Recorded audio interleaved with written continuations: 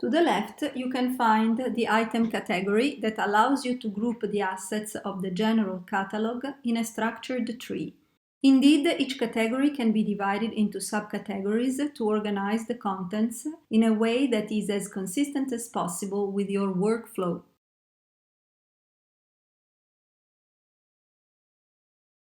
Click on one of the categories to access the assets of that specific node. To link an asset to a specific category, enter the option menu, choose the Edit command, and select the desired categories you want the asset to be part of.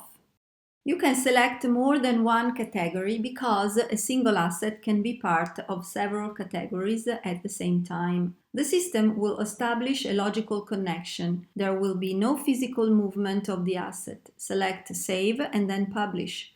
The asset will still be present in the general catalog, and selecting a specific category, only the associated assets will be shown.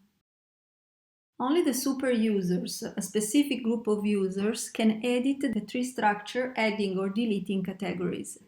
Indeed, when you click on the Edit Categories command, you are redirected to the Administration panel, where you can associate the categories to some types of assets, and clicking on the Categories Trees command, you can create, rename, remove, and rearrange the categories structure. Just right-click the mouse button and choose the desired option. To reorder the category tree, drag and drop the selected category. Click on Save to save the modified tree structure. Return to the General Catalog to see the change made on the categories tree. A user group can manage the rights to view and use the contents of a specific category. Go on the desired node of the tree and right-click the mouse to access a pop-up dedicated to the permissions management. Using the drop-down menus, you can choose to allow users, deny users, allow group of users, or deny group of users for some of the features related to the assets in that category.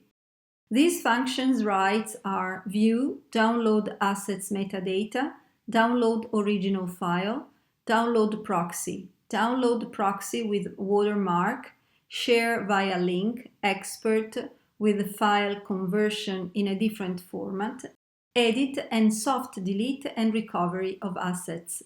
Once the configuration is complete, click Save. In this way, you have different subcatalogs that can be used by different departments.